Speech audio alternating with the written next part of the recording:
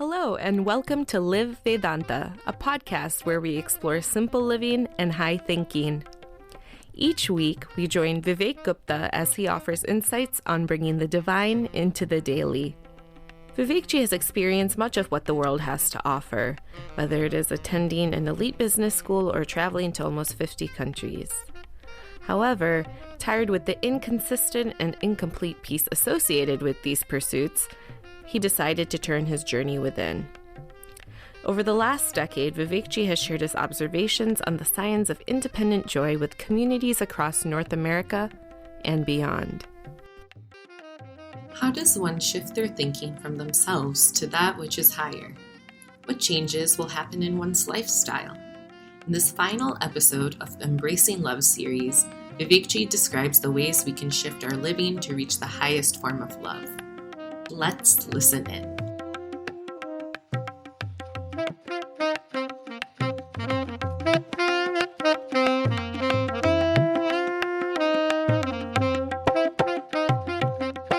Hariom and greetings from Cleveland.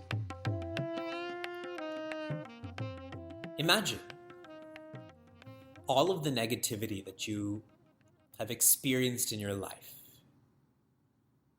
particularly your interactions with others. People who have let you down, people who have disappointed you, people who have insulted you, etc., etc.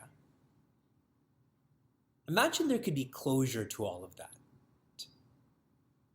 That every negativity you've ever experienced, all of that can be closed. How light we would feel, yes? We feel that negativity and stress and anxiety is built into living, is built into life, which is why we don't do anything about it. And if we do, it's a casual matter. When I'm feeling stressed, I go shopping. When I'm feeling anxious, I go to sleep. My relationship with my significant other, we're just supposed to not understand each other so much. We feel this negativity is built in to all that we do.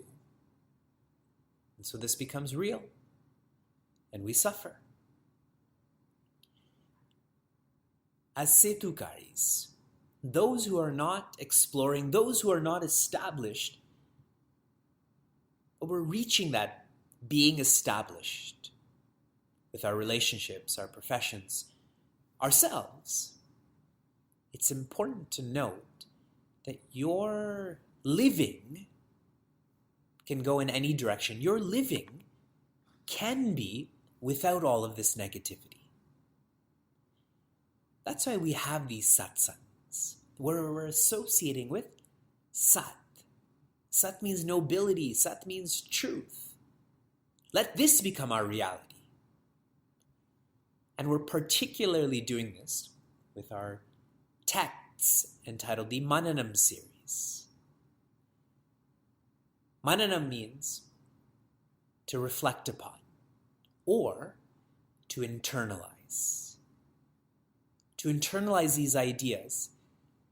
And it's tough because we meet an hour a month to make nobility and truth our reality.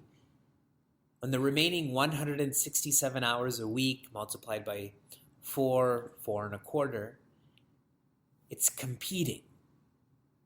It's being frustrated. The Mananam series text we're taking up right now and completing today's Embracing Love. To make love our profession.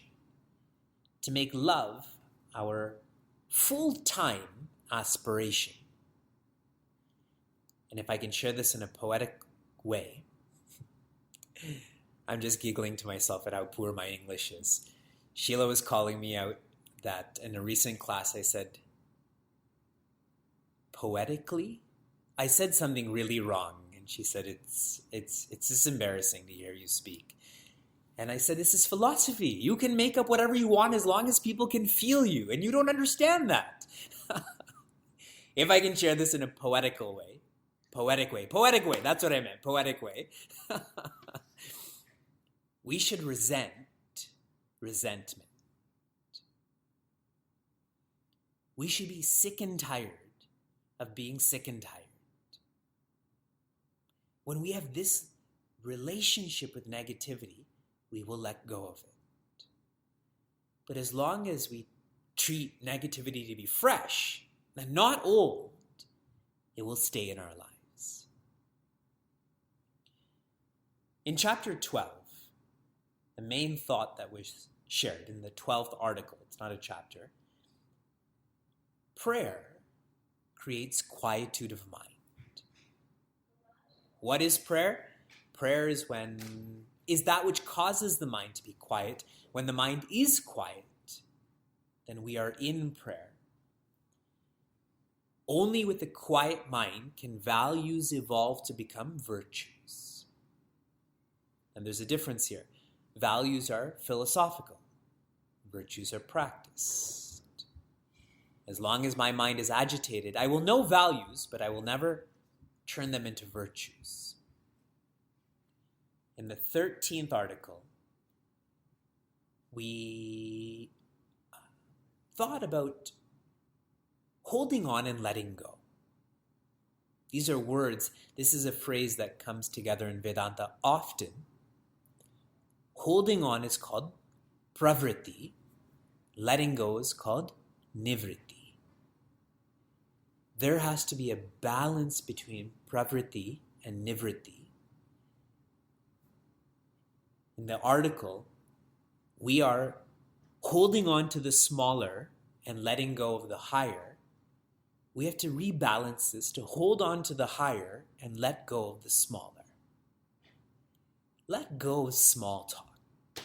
Let go of small ideas. Let go of feeling small. That nivritti is only possible with pravritti. You have to hold on to something that's an ideal. In the 14th article, we explored, right now our orientation is me, and with me comes mine. And a lot of teaching on empathy was shared. You feel empathy when we go from me to we. From mine to ours.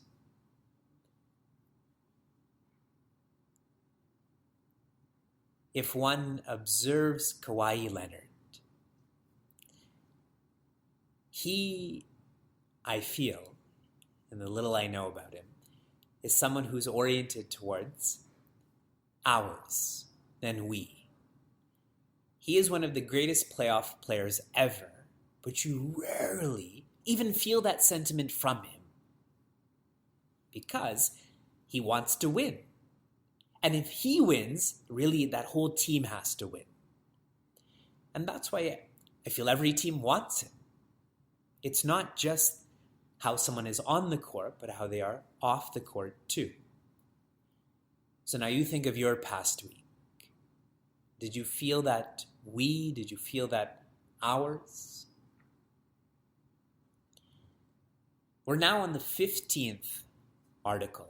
And the 15th article is entitled Bhakti and Sufism, the Parallel Paths by Sheikh Ali.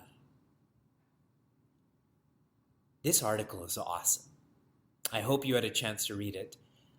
I have been fascinated by Sufism for a long time. In fact, in August, our retreat is going to be based on Sufi teachings by Rumi.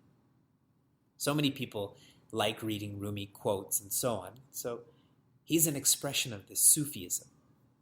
I'm going to share some highlights of this 15th article. Religion is how the small meets the big. Sheikh Ali shares how the small meets the big is what religion is. If we change those words into Vedantic terminology, how the jiva meets Brahma, Brahman, that's what religion is. Which is so different than how society defines religion, correct? But that's what religion is. In more specifics, religion is when you concentrate on God. Concentrating on God is religion. In Vedanta, we don't use the word concentrate so much as contemplate. Contemplating on God is religion. When you concentrate on an entity fully, you start to identify with that entity. Obviously, the same goes with contemplation. So religion is the shifting of our identification. We do that when we get married. We shift our identification, isn't it? We shift into we and ours, or we're supposed to shift into we and ours. And you keep on going like that. So we do concentrate on our spouse. We do contemplate on our kids, etc., etc. But we get stuck. We confuse the means for the ends, when the ends is actually God or infinity. The author shares that what we're concentrating on right now is not God, but matter. We identify so strongly with matter that there's no energy, there's no enthusiasm to know the Spirit.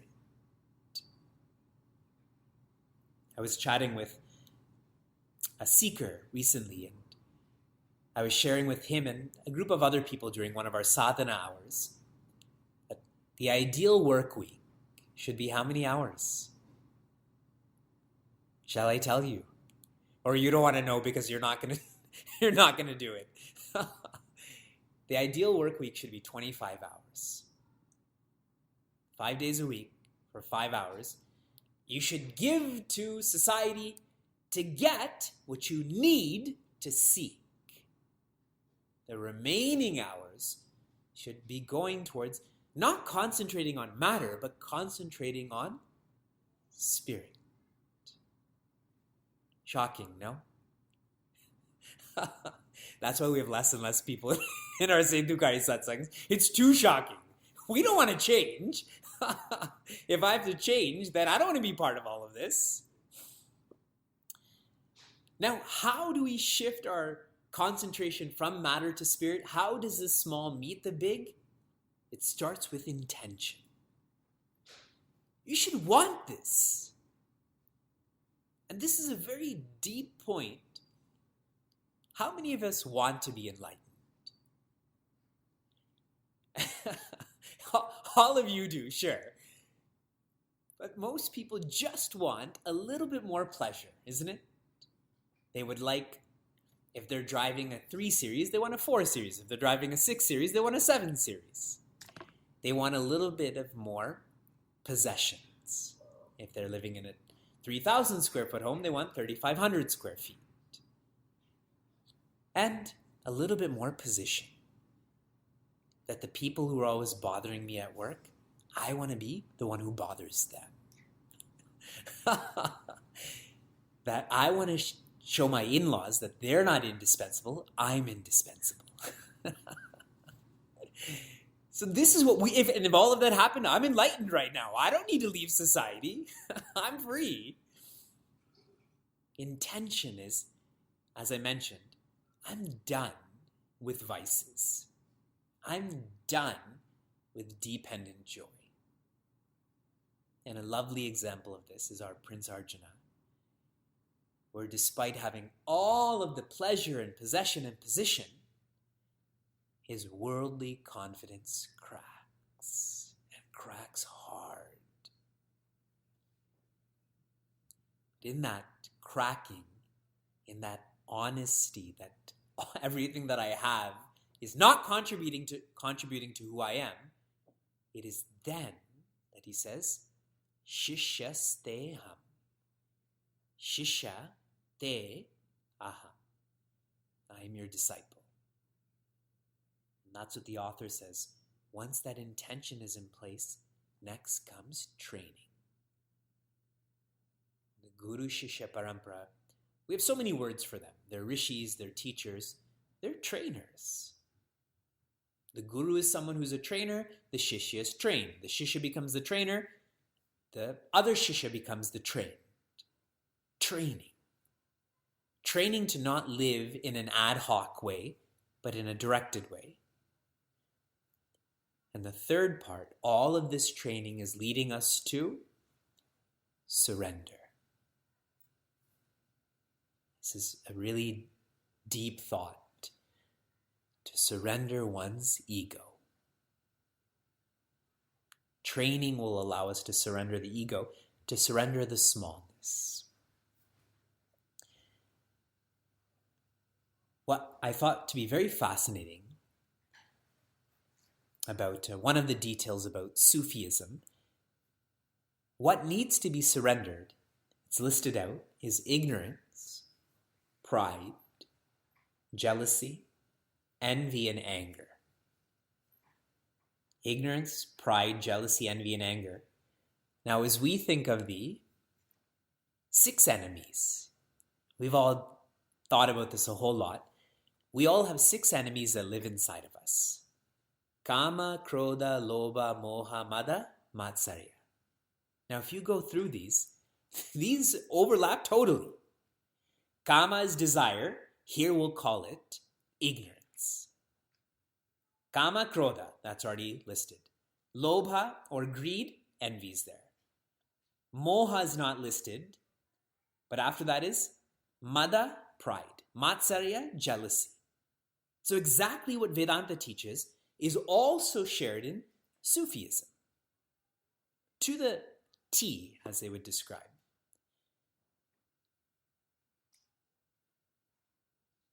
Religion is where the small meets the big. When we have this intention, our trainers will come and teach us to surrender all of these vices. And how do you know if you're surrendering these vices?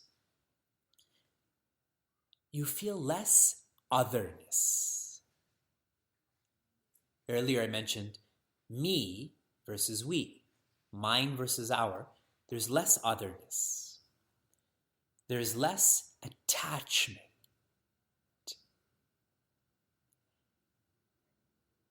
We have 2 young kids at home. And a daily sadhana or exercise I engage in is to visualize my life without my spouse and children. Not in a intentional way, like I'm just going to run away from home. But, we all hear, we've all read, the only certainty is uncertainty. Who knows what could happen? And this exercise, this sadhana, I feel, helps me have the right relationship with my spouse and my children.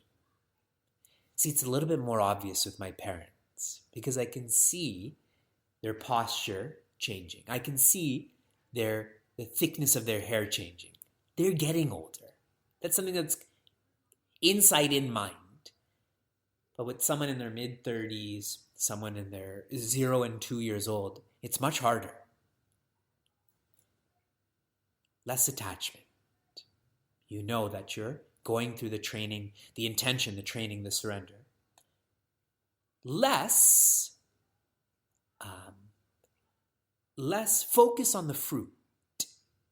The fruit could be recognition, appreciation, reciprocity. So you're living less for that. Living less for, let's say, anxiety of the future. That shows you're going through this. Less doubt. This is a rare development where we just have less doubt about the purpose of living. Less doubt about oneself. And finally, less other means. And what I mean by this is, in this article, bhakti is compared to karma and yoga. That karma and yoga, they are means to an end. But bhakti is the means and the ends. Means and the ends. So it's more direct. So how this would feel in our lives is, if I try to make you happy so that you'll make that person happy so I'll be happy, see how there's a whole lot of means for my happiness. But if I try to quieten my mind and feel that joy inside of myself, what other means do I need? That's the means and the ends. So there's a less otherness, less attachment, less focus on the fruit, less doubt, less other means. And there's so much more shared in this article that's showing the parallels between Bhakti and Sufism. And one can appreciate it more if one goes through the article themselves. The last article is entitled Loving God as the Beloved. Loving God as the Beloved. And this is actually a compilation by the editors. And I thought, instead of me summarizing this is already a summary. I'm summarizing a summary. Then you have to summarize that summary in summary. Better is if you just go directly to the summary. That I'm not going to summarize this. This would be a beautiful way to complete this text, is for you to read this and summarize it yourself. And with this, we complete 2 Mananam texts. The first was called Peace in a Restless World. Peace in a restless world is like creating space. Now, someone passes you the ball, and there's so many people around, so what do? You throw your elbows around. You create space. Once you create this space, you can start to see more clearly about vices and virtues. So the second text is Embracing Love. Now that I have some space in my outer life, in my inner life, I should be directed towards love. This completes 1 year of our Chinmaya Setukari satsangs. We had all began in the middle of July, and now we're in the middle of June. What a cool intention and participation from so many. And usually we complete a text by going back to the beginning of the texts. All we'll do is chant Shanti 3 times. Om Shanti Shanti Shanti. If you enjoyed what you heard or want to learn more, share this episode with a friend or find us online at facebook.com/CM Niagara. For those on the journey of self-development, Chinmaya Mission Niagara provides a community forum for seekers to listen, reflect, and contemplate. This podcast is produced by the Young Adults of Chinmaya Mission, an international nonprofit working to transform individuals through the knowledge of Vedanta. Until next time, inspire, love, be.